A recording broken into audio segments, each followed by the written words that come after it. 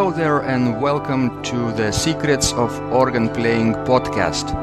I'm your host, Vidas Pinkevicius.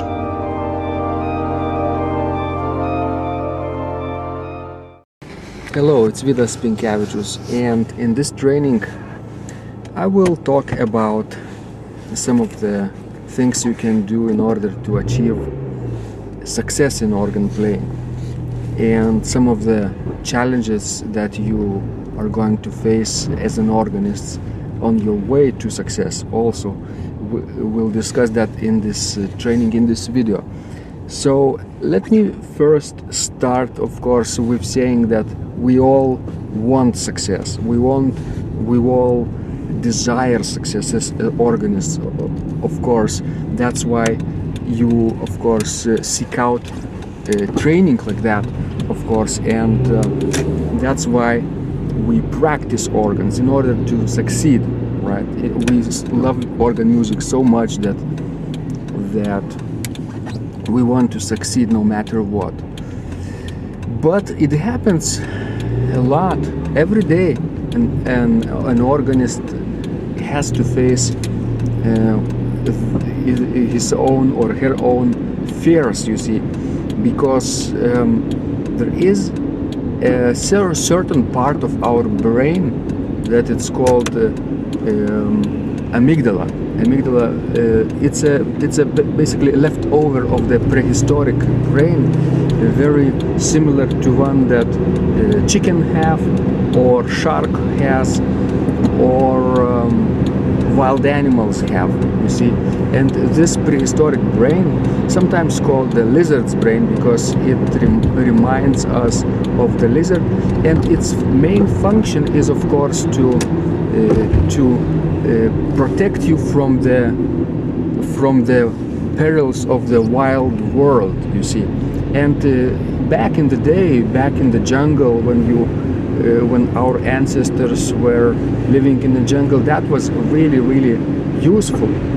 But you see, today in our world, we don't face perils that often. We don't face dangers of many kinds every day.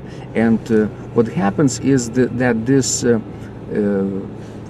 lizard brain, so-called amygdala, sometimes tells us to avoid making certain actions, avoid certain important decisions. And in organ playing, in organ practice, that happens every day for every single one of us. Each day we have to face that fear of failure, of course, failure as an organist. We have to remind ourselves that this fear is not really real. It's just something we tell us because of this prehistoric brain. And our function as an artist or an organist, we have to remind ourselves that we have to do the right thing, right? And to strive to achieve success no matter what. And of course, that is not easy in everyday life to do that.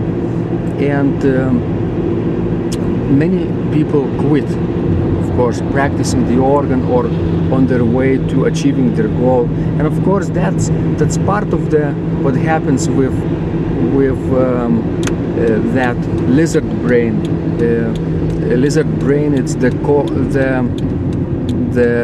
term that Seth Godin, legendary internet author, blogger, writer, calls this force the lizard brain.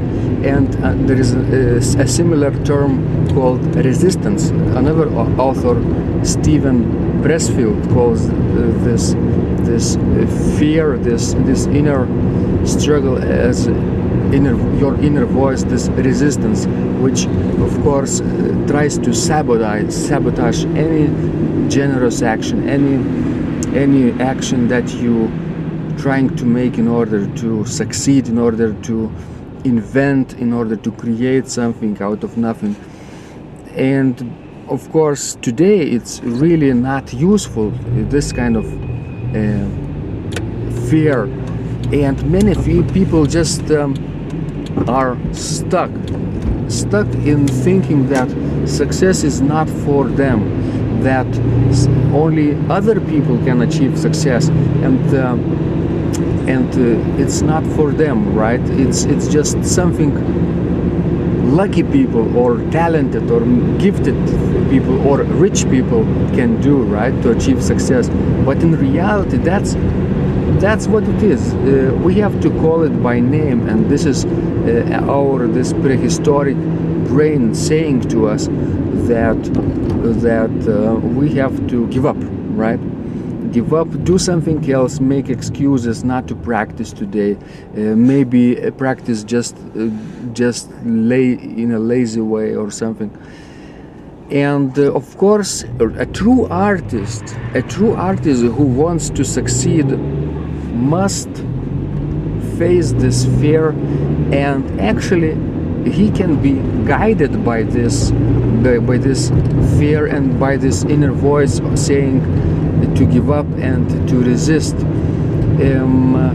because when you hear this voice in your head saying, oh, you've gone too far,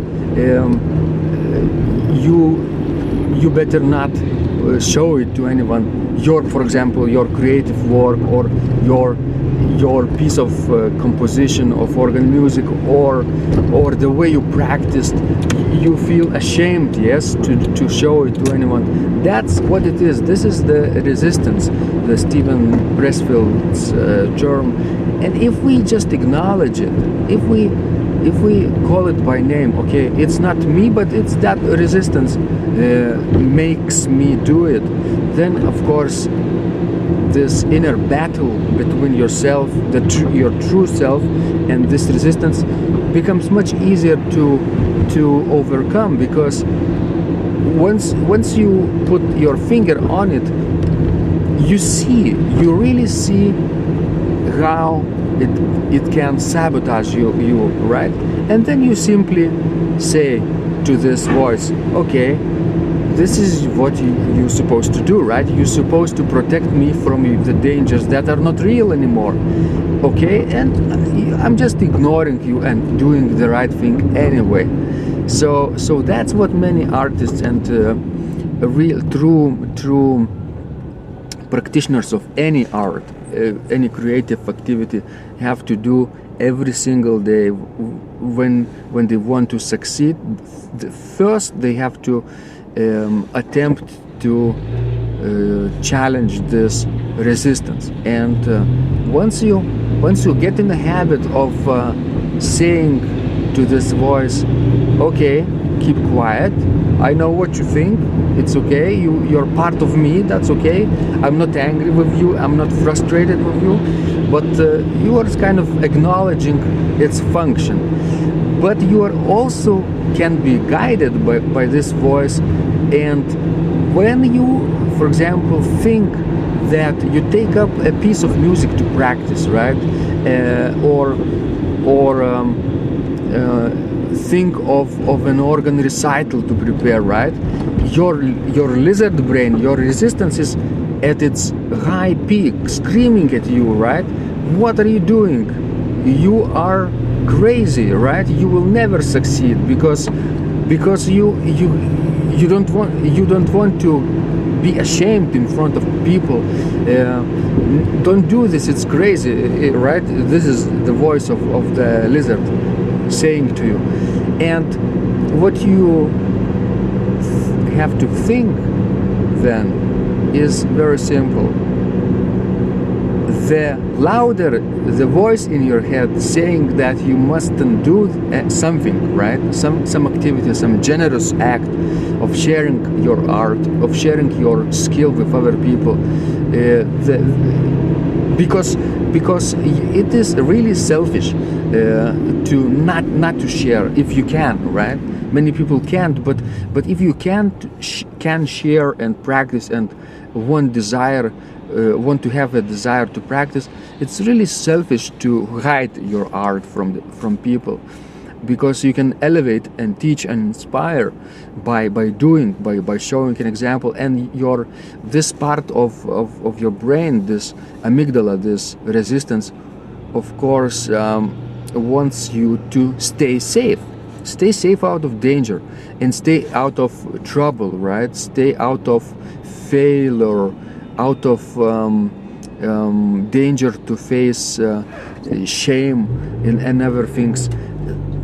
But as an artist, you have to simply do it, right?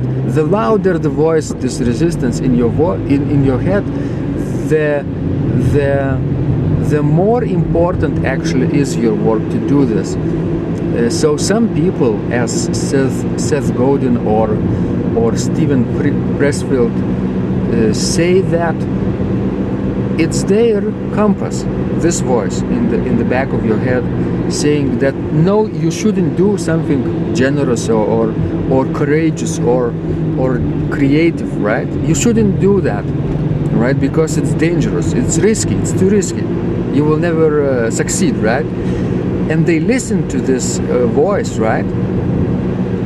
And they do the opposite, right?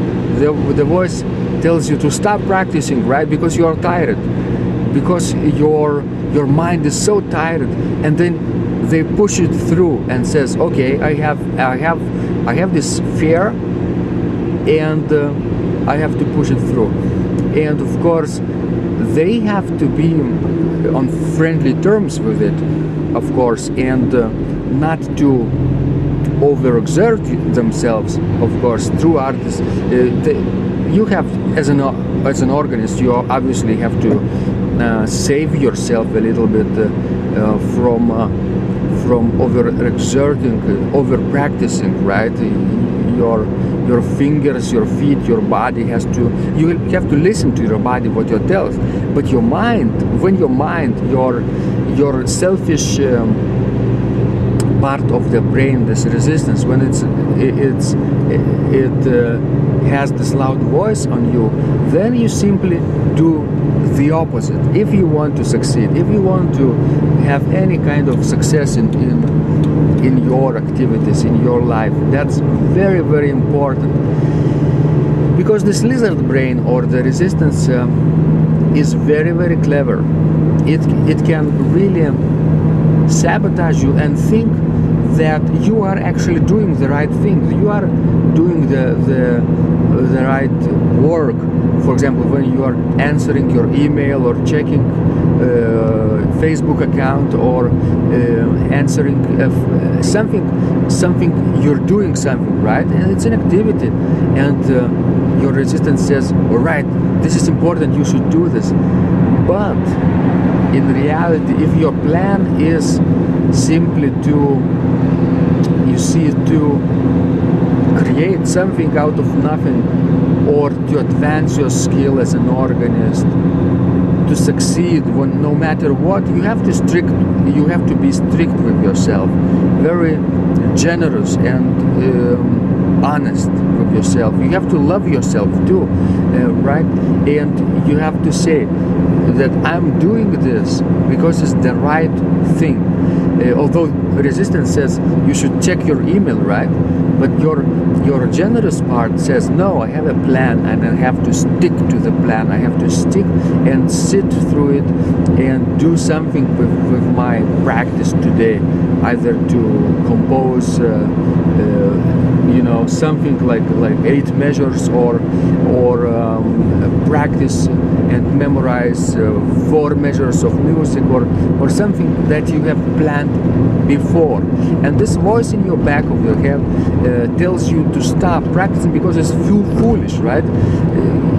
It says you will not succeed, right, as an organist, because it's against the odds, basically, to succeed, because so few people really succeed in any kind of activity.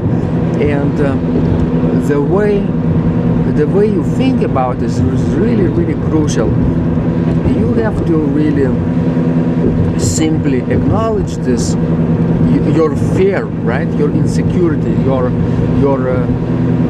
resistance, and simply do the right thing.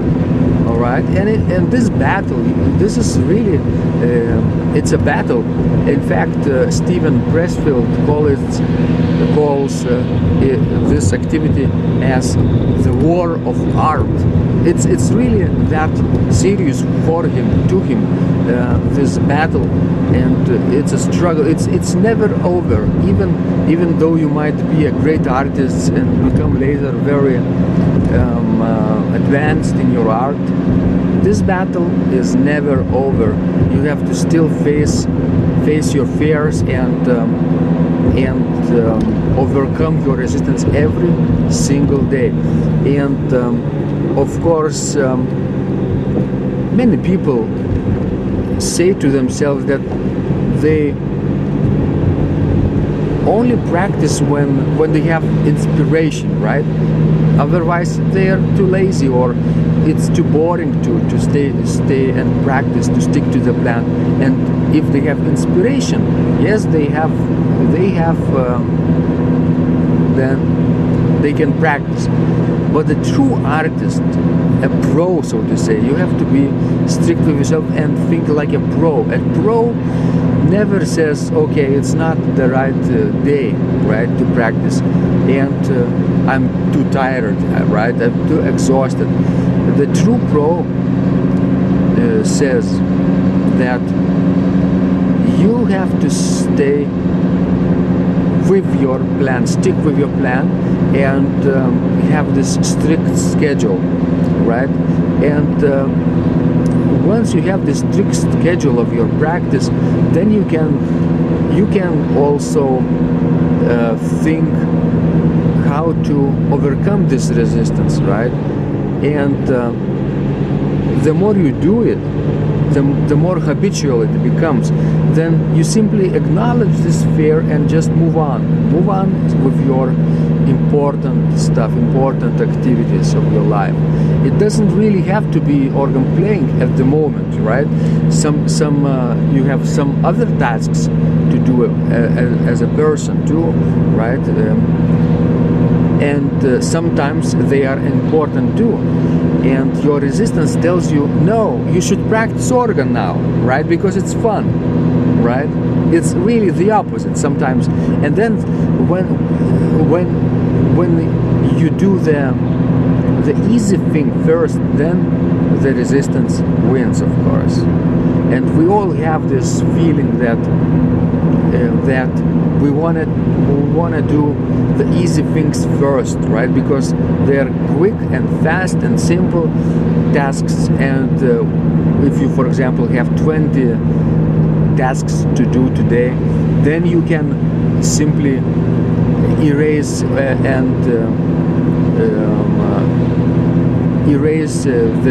the simple tasks, and you will feel good about your day because you accomplished something, right, important.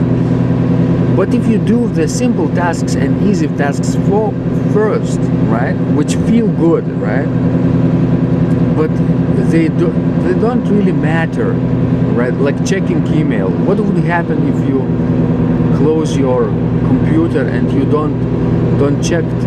didn't check your email until the evening, right? What would happen if you had the strict schedule that you check your email only for 15 minutes a day in the evening? What would happen?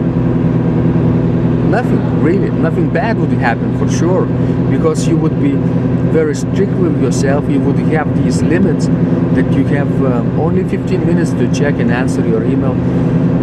Then you would have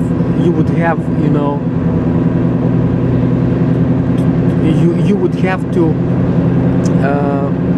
do this activity very quick, and focused, in a focused way, without any distractions. Because what distracts many people in today's world, of course, is this online things like social media and text messaging and cell phones and email, as I said, and you have to admit that everybody is doing that, and because everybody is doing that, this seems like the right thing to do. But in fact, everybody is battling this resistance in their own way, and many people are, simply giving up, and even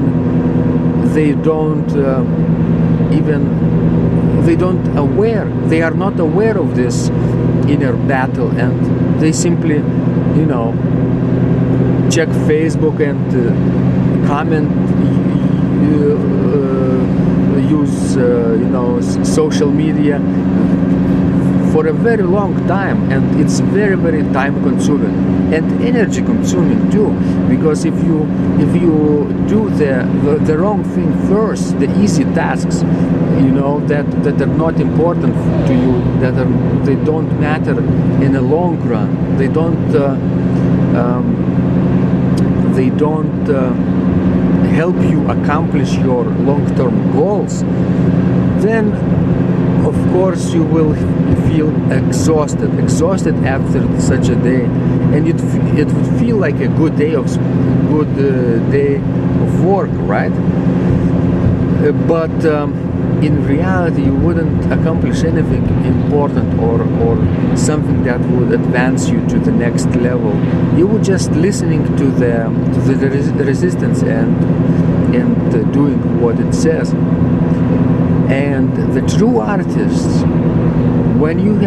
if you are a true artist, if you have something like a plan, right?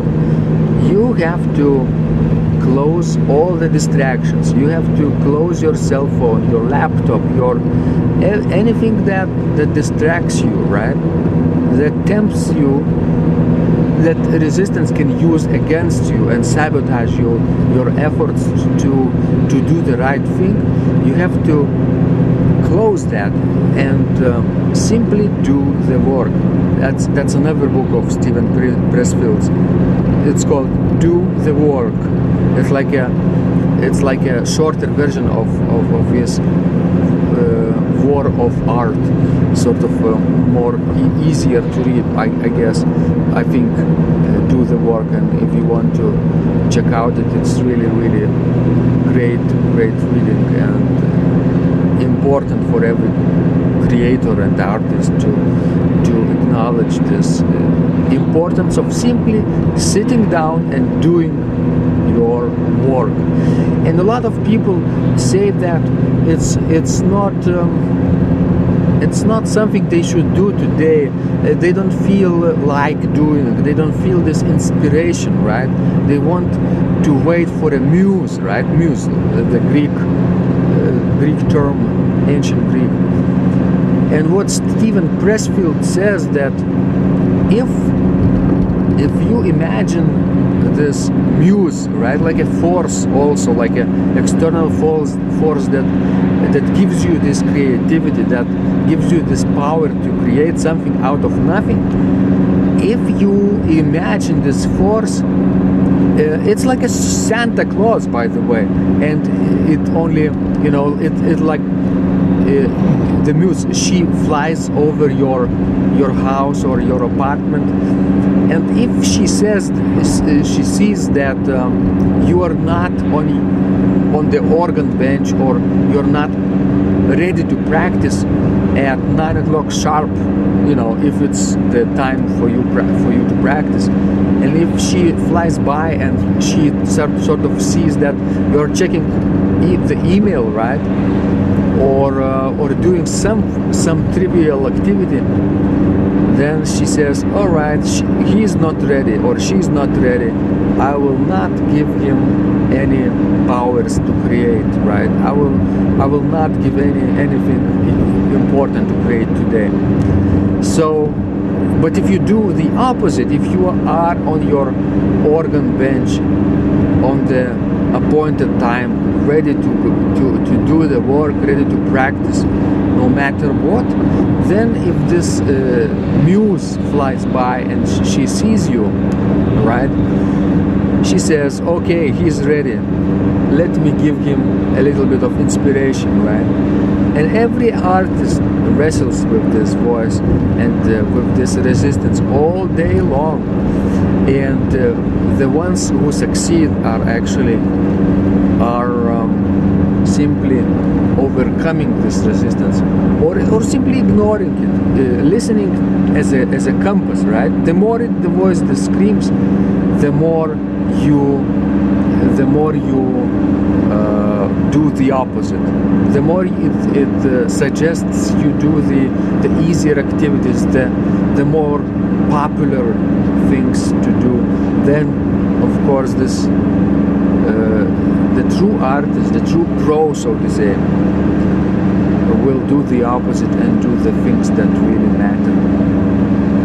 And pro is not necessarily a person, professional, right? Professional is not necessarily the person who makes money out of his activities, right? And makes a living out of his activities. No, not at all, because a pro is an attitude. You can be a person who makes a living out of computer programming or any other activity. But if you want to be a pro in organ, right, in this creative work, in this creative activity, then what happens is that you simply have to have this professional attitude. You know why professionals have special uniforms, right? They wear at work. They have these special clothes they put on. They have special places they go to. They have special times they do their work, right? They work only from 8 to 5, right? Or from 9 to 5. That's because they are professionals, right? They are so strict with themselves, and even though you are, for example, a lover of organ music, right? You are practicing just for yourself. But as I told you in the beginning of this video, if you simply want to succeed, to achieve the higher level, right? If you want to play music that was written by ancient masters like Dietrich Buxtehude or J.S. Bach or Couperin or Frank or Vierne or Tournemire, these people, they have figured out how to deal with the resistance in their own way. Of course, they don't necessarily call this voice as a resistance or the lizard brain, but nevertheless, every single of the successful author, artist, creator, painter, athlete, you name it, every single one who is an expert, right, at something and in doing something, in doing pottery, for example, every single one who engages in this activity and wants to advance in a true higher level has to overcome this voice every single day. It's a battle. It's a really battle, and you have two choices, right? Every single day. One choice is to listen to your resistance and do what it says, right? And the second choice is do the opposite. Simply do the opposite, and do the right thing, the thing that matters to you, right? The thing that you would be proud of, the thing that you could show your mother or your grandmother and would say, look what I did with my life, look what I have taught other people to do. Look what I inspired to do other people, and look what other people did on things that they learned, based on things that they learned from me. So they also made something that mattered. So this idea of important creative work, of artistic activity, it doesn't have to be painting, of course. It doesn't have anything to do with painting or oil painting. It simply is this creation of something, of entrepreneurial activity too. Business people do that all the time. They create something. So if you do the right thing with your life and you stay focused on your goal, it's very, very then simple. It's never easy, but it's very, very simple to do the right thing, because deep down you have another voice, right? Which this resistance tries to overcome, and this resistance tries to silence, right? Deep down you have another voice, your inner true self, right? The self that taps into higher creative powers when you are ready, when you show up on your workplace, ready to do the work, ready to practice, right? This true self is very generous. It can be very courageous. It can be very connected with other people, right? Leading, creative, improvising. These are the attitudes of your true self. And resistance, of course, is very selfish, scared, and lazy, and not generous at all, of course. And as a true artist, of course, we all have this inner power, right? But maybe our schooling system or industrial society that many of us grew up with, maybe they tell us to do something that, we have to stick with the pack. We have to do the things that everybody does. And in reality, that's not what matters. What matters in the long run. In the long run matters your creative work, your impact on the world, basically through your creative powers, right? In the long run. And a true artist has to have the strength and courage to do the right thing every single day, right? Even on Sundays, even on Saturdays, even you have to, of course, give yourself time to rest. I'm not saying that you should practice 24/7, 365 days per year. No, I'm just saying that you have to have a strict plan and be very honest with yourself. And when this resistance says to you, oh, I'm not really in the mood to practice today because I'm depressed, right? Because somebody else told me some news that I reacted, in a way that my resistance feels, happy. I reacted like a jerk. And of course I feel like a jerk then the rest of the day. But when the time comes for you to practice, if it's early in the morning or late at night or in the afternoon, the true pro, the true professional, the true artist will say to this voice, frustrated voice, will say, okay, I'm acknowledging you are angry, you are scared, you are selfish, but I'll do my thing anyway, because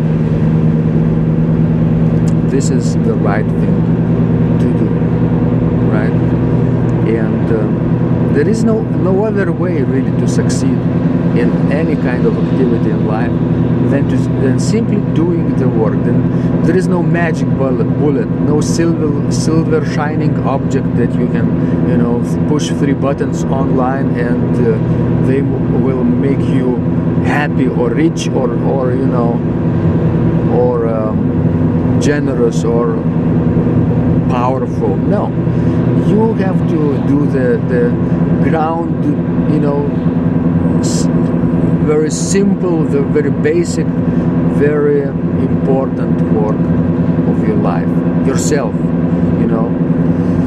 and lots of people can't do that. They can't think of pushing themselves to that level because simply they can't imagine the success.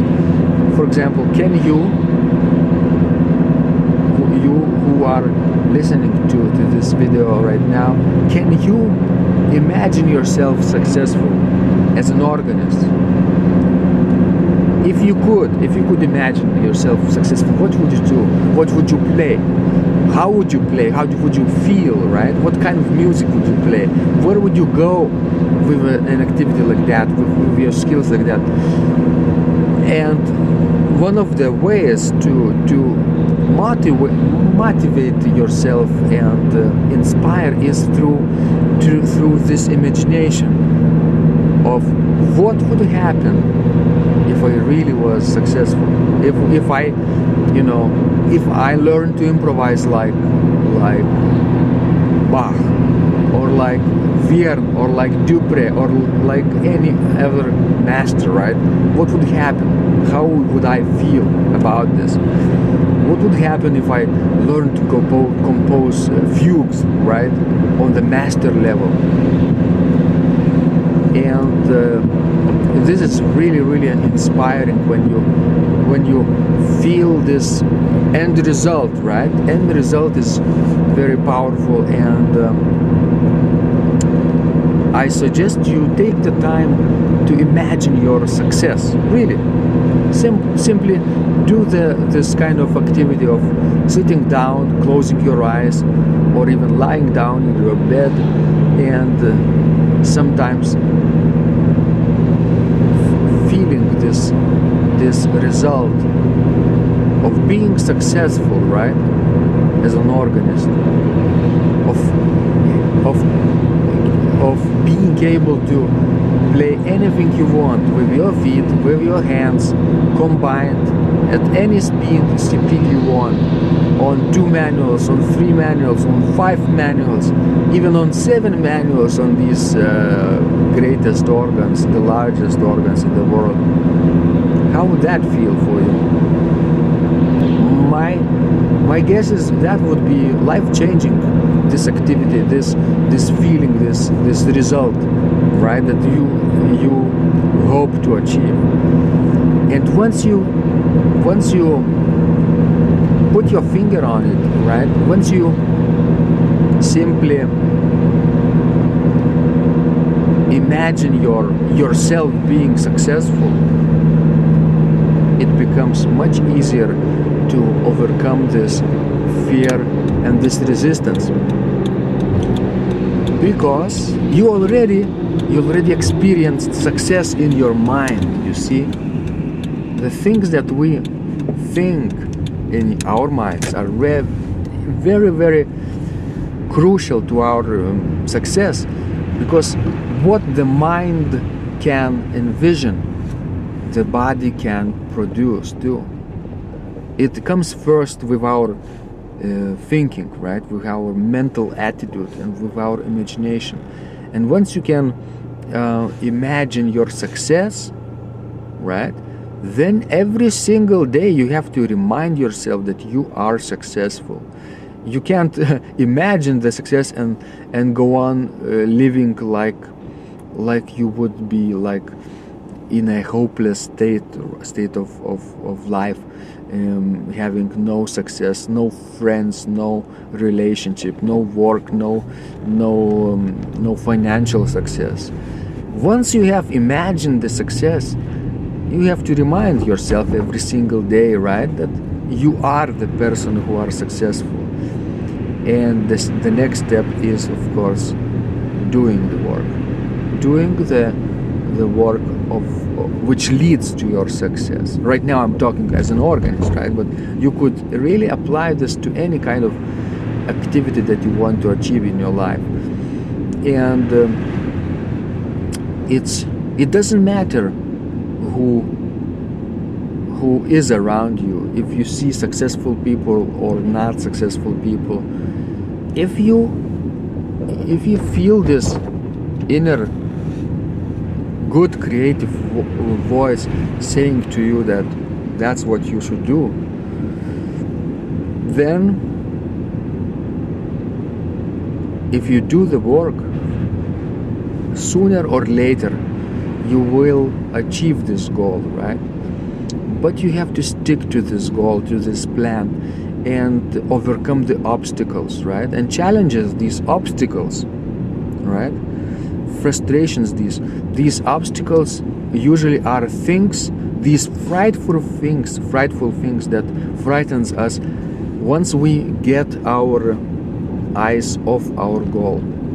You know, if my goal is to do something really, creative this day, and I imagine very frightful things, I forget my goal for a minute or for a second, then chances are that I will give up today.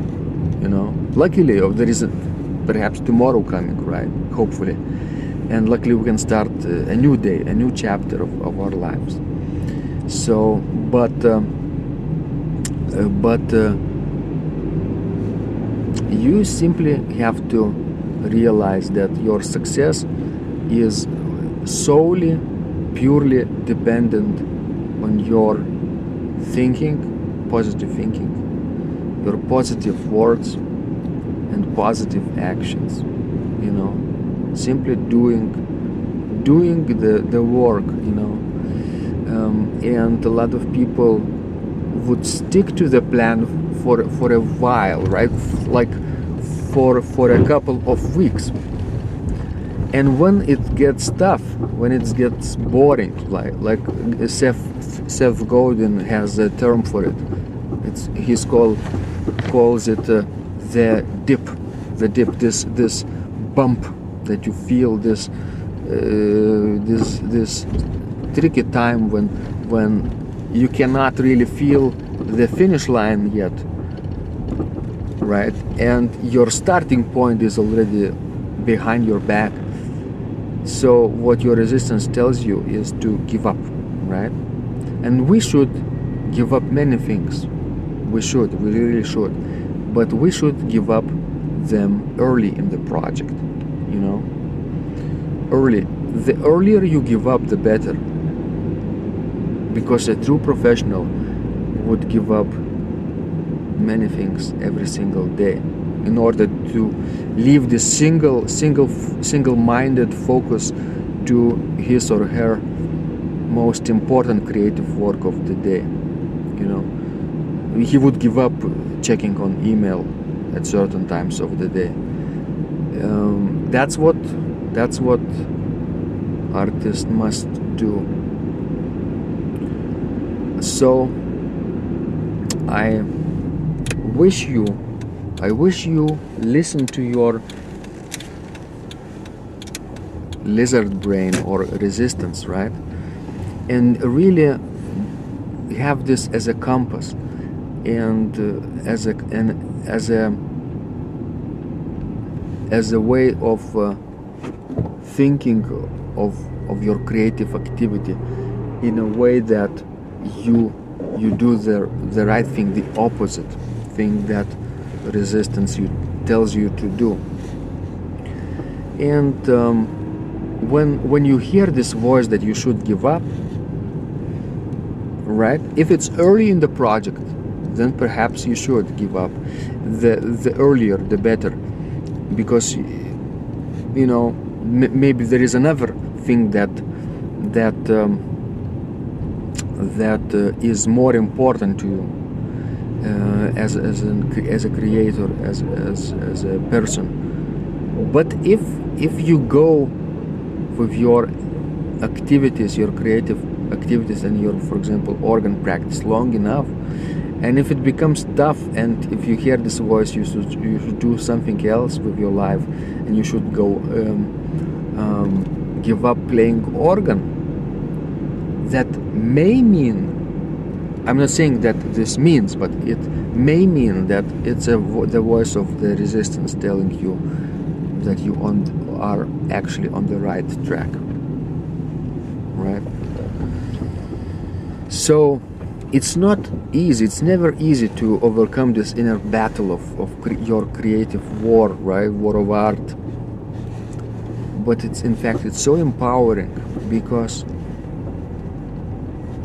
only you are responsible for your success.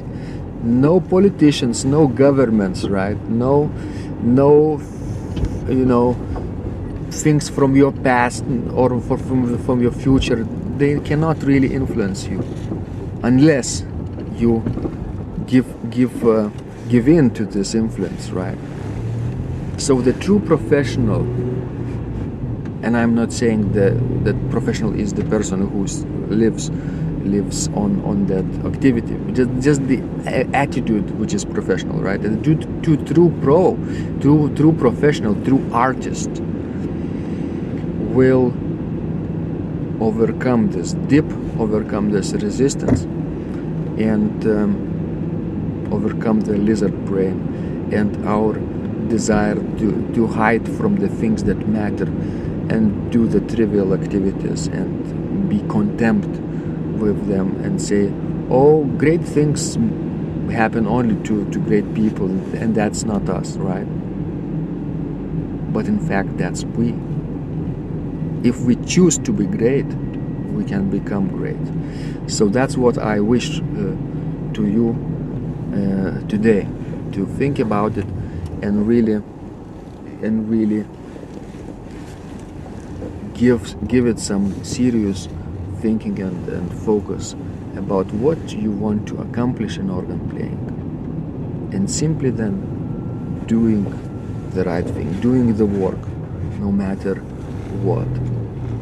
And sooner or later you will achieve your goals, you will achieve your dreams, you will inspire other people, you will lead, you will be generous, you will be connected and persistent. That's another term to remember. You have to be persistent, generous, and connected in order to achieve success as an organist and as a person too. If you liked this conversation, I encourage you to visit my blog Secrets of Organ Playing at organduo.lt, where you will find lots of insights, practical advice, and training for every area of organ playing. You can subscribe to this blog for free to get your daily dose of inspiration and to be the first to know when any of my future podcasts roll out. I hope to help you reach your dreams in organ playing. I'm Vidas Pinkevicius. Thanks for listening, and I'll catch you online really soon.